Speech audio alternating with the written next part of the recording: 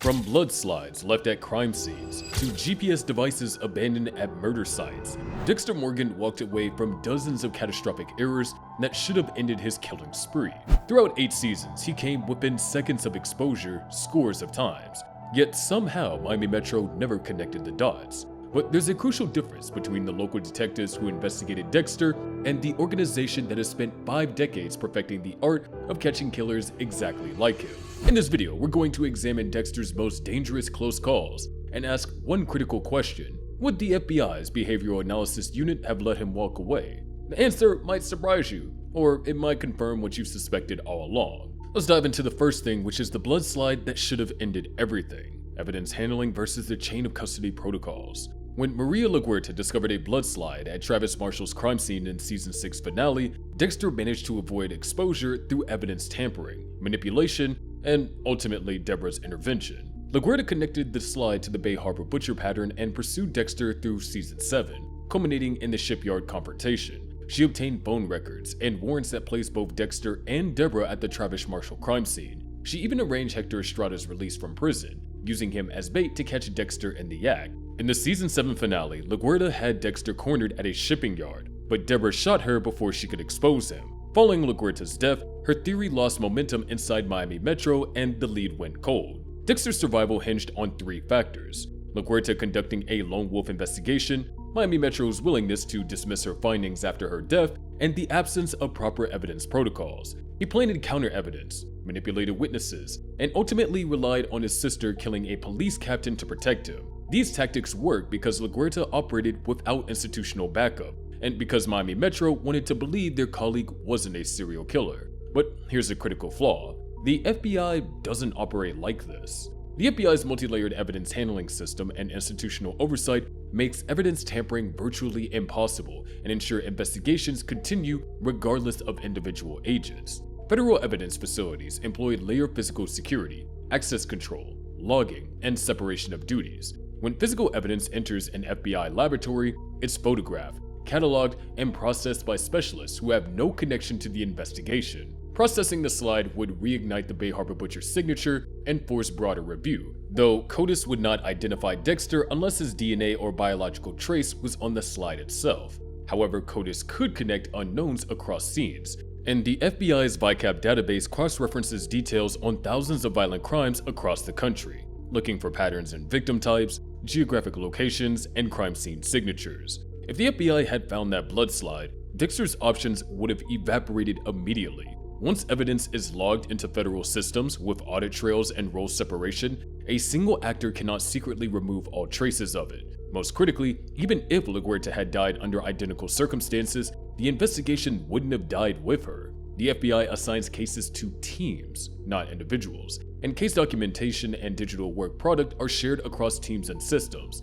So the loss of one local file would not end the paper trail. When Angel Batista discovered LaGuerta's investigation files, one person could dismiss them. In the FBI system, those case files would have existed across multiple systems, accessible to dozens of agents, making their disappearance impossible. So the winner in this case would be the FBI. Dexter's evidence tampering worked against a local department with minimal oversight. Against FBI protocols designed specifically to prevent exactly what he did, his access to evidence would have been his downfall, not his salvation. But before we dive deeper into how the FBI's surveillance would have caught Dexter, make sure to hit that subscribe button, because the close calls we're about to examine get even more revealing. The blood slide was just the beginning. Dexter's most dangerous moment actually came much earlier, when James Doakes discovered his trophy collection, and everything should have ended right there. When Doakes discovered Dexter's blood slide collection, Dexter survived only because Doakes acted alone, and Lila Tornay killed Doakes before he could expose the truth. In season 2, Doakes found the slide box, tested independently,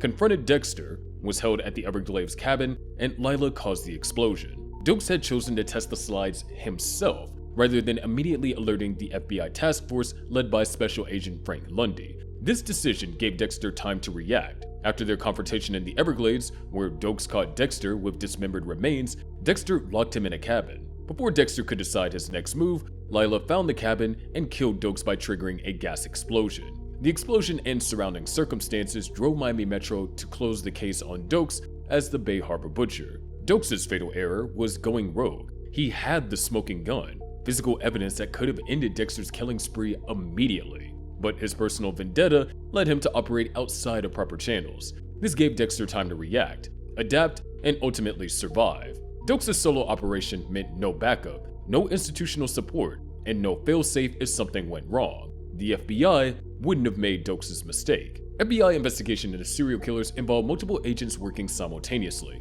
with evidence immediately shared across teams and documented in central systems that prevent any single agent from controlling the outcome. When the FBI investigates serial killers, the Behavioral Analysis Unit shapes the behavioral picture and coordination, while evidence custody, scene processing, and lab analysis run through the FBI laboratory and evidence response teams. The case of Dennis Rader, BTK killer, demonstrates this approach. Multiple FBI agents worked alongside local police, with evidence processed at FBI laboratories and findings shared across jurisdictions. When they traced the metadata on a floppy disk Rader sent them, it was coordinated effort between cyber specialists, behavioral analysts, and field investigators. Similarly, during the Ted Bundy manhunts, FBI agents across multiple states shared information through VICAP, coordinated surveillance efforts, and maintained constant communication. If Doakes had been an FBI agent who discovered those blood slides, the moment he found them would have triggered a multi-agent response. FBI protocol requires that evidence of this magnitude be immediately photographed, documented, and reported to supervising agents. The slides would enter the FBI system, creating permanent records with CODIS potentially connecting unknowns across scenes and VICAP surfacing cross-case patterns. Together with targeted surveillance, these outputs could converge on Dexter. There would be no cabin standoff because there would be no opportunity for Doakes to act alone. The FBI's institutional structure prevents exactly the kind of lone wolf investigation that gave Dexter time to escape. So once again, the winner is the FBI. Doakes' solo operation gave Dexter a fighting chance. The FBI's multi-agent coordination eliminates that window entirely, turning potential evidence into immediate investigation with no escape route. While Doakes represented Dexter's closest brush with human detection, his technological mistake left even more damning evidence that Miami Metro overlooked, but the FBI's forensic capabilities would have exploited mercilessly. After Lila killed Doakes by exploding the Everglades cabin, digital traces that guided Lila to the location were never properly investigated, evidence that could have unraveled the entire Bay Harbor Butcher frame job. Lila used some form of tracking to find the remote cabin where Dexter had imprisoned Doakes. When the explosion occurred, Miami Metro processed the scene, collected evidence, and closed the case without thoroughly investigating how Lila or anyone could have located such an isolated spot.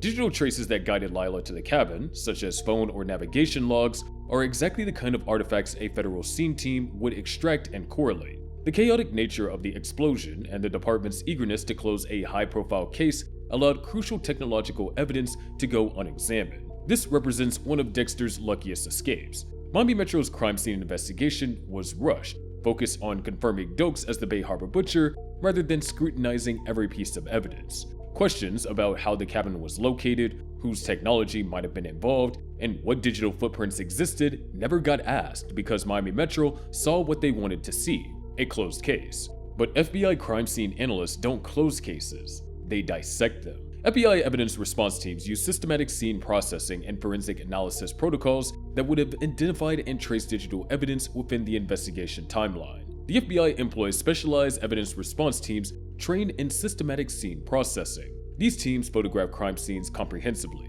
use technology to locate electronic evidence, even in debris, and catalog every recovered item using digital evidence management systems. When the FBI investigates explosion sites, they bring in specialized units, including bomb data center analysts who reconstruct blast patterns and identify all foreign objects. In the case of the Unabomber, FBI agents recovered and analyzed fragments of devices to build their case. Similarly, after the 1993 World Trade Center bombing, FBI forensic teams reconstructed evidence from tons of debris, identifying the vehicle used and tracing it back to the perpetrators through a vehicle identification fragment. If the FBI had processed that cabin explosion, their evidence response team would have conducted a systematic search of the entire site. They would have investigated how Lila located the cabin, examining phone records, cell tower data, and any digital devices recovered from the scene. This investigation would have revealed patterns of travel to and from the location, communications between involved parties, and technological traces that contradicted the narrative that Doakes acted alone. The FBI wouldn't need perfect physical evidence. They would simply follow the digital trail, and that trail would have raised questions that Miami Metro never asked. So the winner in this case, once again, is the FBI. Local investigators miss crucial evidence in a chaotic scene. FBI evidence response teams are specifically trained to find what local departments overlook, using systematic processes that make oversights far less likely. But what do you think? Would the FBI's crime scene technology would have caught Dexter years earlier? Drop your thoughts in the comments below. Digital forensics weren't the only area where Dexter exploited Miami Metro's vulnerabilities. His surveillance footage deletion shows just how fragile single-point evidence systems can be. When Miami Metro installed surveillance cameras at Coral Cove Marina to catch the Bay Harbor Butcher, they captured footage of Dexter cleaning his boat, but he deleted it by pulling a fire alarm and accessing the evidence during the chaos. As the Bay Harbor Butcher investigation intensified, Miami Metro set up surveillance at local marinas. Cameras recorded Dexter cleaning his boat late at night, behavior that would have flagged him as suspicious. When Dexter learned about the footage, he pulled the fire alarm at the station, creating chaos that allowed him to tamper with the evidence before anyone reviewed it. Local single-point storage made tampering feasible, removing the most direct visual proof of his involvement.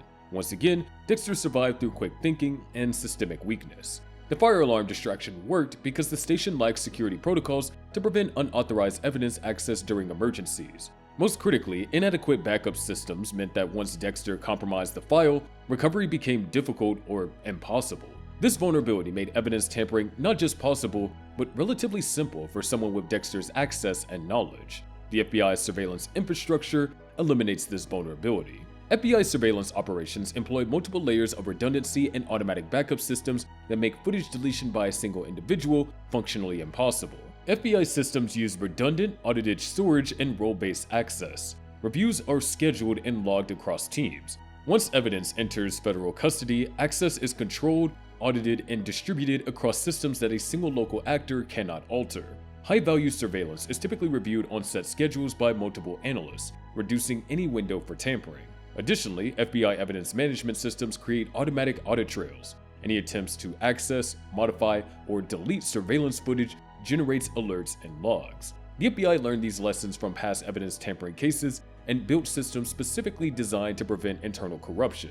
If the FBI had been running the Bay Harbor Butcher investigation with their surveillance systems, Dexter's fire alarm strategy would have been ineffective. A federal setup with redundant audited storage would preserve originals and flag the access attempt.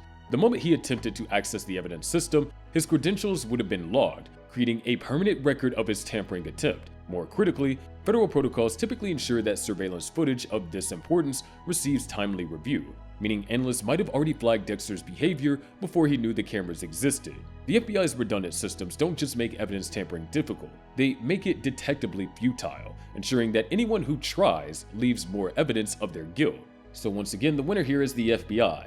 Dexter exploited a single point of failure in Miami Metro's evidence storage. The FBI's redundant systems and automatic audit trails would have turned his tampering attempt into additional evidence against him, while preserving the original footage. These individual close calls were dangerous enough, but the real threat to Dexter wasn't any single piece of evidence. It was the pattern they created, something Miami Metro never assembled, but the FBI is specifically designed to detect. Throughout the series, Dexter accumulated dozens of suspicious coincidences that individually seemed innocent, but collectively formed a damning pattern that Miami Metro never assembled. Consider the accumulation. Dexter was at the wedding reception where Santos Barnes disappeared. He had professional contact with nearly every suspect who vanished from Miami Metro's radar. He was photographed near Travis Marshall's church before the fire. He was Kyle Butler, the mysterious stranger who befriended Arthur Mitchell just before Mitchell disappeared. He had forensic access to evidence in dozens of cases where suspects later died under suspicious circumstances. Any one of these facts could be explained away, but collectively, they represented a mathematical impossibility. One person shouldn't be connected to this many suspicious events unless they were causing them. Miami Metro investigated these incidents in isolation. When LaGuerta found Dexter in the wedding photo, it was just one photo in one investigation. When Doakes suspected him, it was personal vendetta rather than pattern analysis. When Quinn hired Liddy to follow him, it was based on gut feeling rather than systematic evidence compilation. No one at Miami Metro ever aggregated all the suspicious coincidences into a single timeline and asked the obvious question, what are the odds that one forensic analyst would be peripherally connected to this many unsolved murders?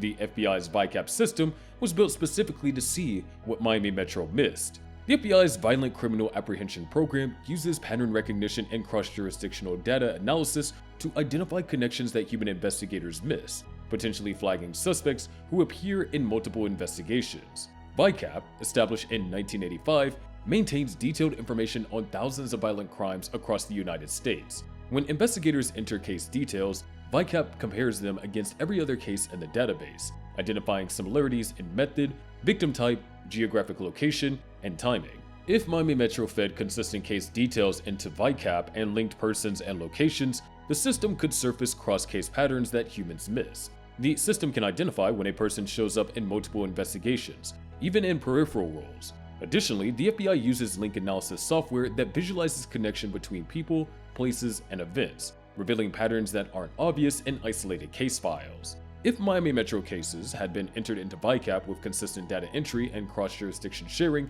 VICAP and link analysis could flag repeated proximity by the same analyst, prompting surveillance. The system would have noticed that Dexter Morgan appeared in files of multiple major investigations. It would have flagged that he was a forensic analyst with access to evidence in cases where evidence later went missing. Geographic analysis would have shown him present at locations connected to multiple disappearances. Timeline analysis would have revealed suspicious correlations. These aren't insights that require brilliant detective work. They're outputs of pattern recognition designed to identify serial offenders who hide in plain sight. With consistent data entry and cross-jurisdiction sharing, such patterns could trigger investigation, and from that moment, every one of Dexter's careful rituals would have become evidence against him. So once again, the winner in this case is the FBI. Miami Metro investigated incidents in isolation, missing the pattern. With proper data sharing, the FBI's VICAP system could have assembled these isolated incidents into a concerning profile. Dexter Morgan survived scores of close calls over 8 seasons, escaping exposure through quick thinking, evidence tampering, lucky timing, and the murder of those who discovered his secret. Each escape felt like a victory, another day living the double life, another kill ritual completed without consequences. But every single one of those escapes depended on a crucial factor. He was evading a local police department with limited resources, siloed investigations, and exploitable vulnerabilities. The blood slide LaGuardia found would have entered FBI chain of custody protocols that Dexter couldn't breach. Digital traces Miami Metro overlooked would have been recovered by FBI evidence response teams trained to extract and correlate such evidence. The surveillance footage he deleted would have existed in redundant federal storage with audit trails flagging his access attempt. The pattern of coincidences Miami Metro never assembled could have been surfaced by VICAP with consistent data entry and cross-jurisdiction sharing. Most critically, the lone wolf investigators that gave Dexter time to react, Doakes acting alone, LaGuardia pursuing her theory without backup, would have never happened under FBI protocols that require team coordination and institutional oversight. Dexter's intelligence was surgical. The FBI's intelligence is systemic. Dexter cleaned crime scenes meticulously. The FBI had forensic technology that finds evidence invisible to the human eye. Dexter builds masks that fool the people around him. The FBI has behavioral profiles built from interviews with dozens of killers exactly like him. Dexter relied on luck and chaos to survive his mistakes. The FBI has redundant systems specifically designed to eliminate luck as a factor. The FBI doesn't need to be smarter than Dexter. They just need to be more systematic. And they are, by design, by decades of refinement, by institutional knowledge built from catching hundreds of serial killers who thought that they were too clever to be caught. If Dexter had operated in a world where the FBI was actively hunting him instead of Miami Metro cleaning up after him, his killing spree wouldn't have lasted 8 seasons. The moment the FBI established coordination, deployed their technology, and activated their institutional infrastructure, every mistake Dexter made would have led them closer to his door. The game wouldn't have been close. It would have been over before Dexter even realized that it had begun. If you enjoyed breaking down how the FBI would have caught Dexter, make sure to subscribe and hit that notification bell, and check out our recent video on why Trinity versus the Ice Truck Killer isn't even close.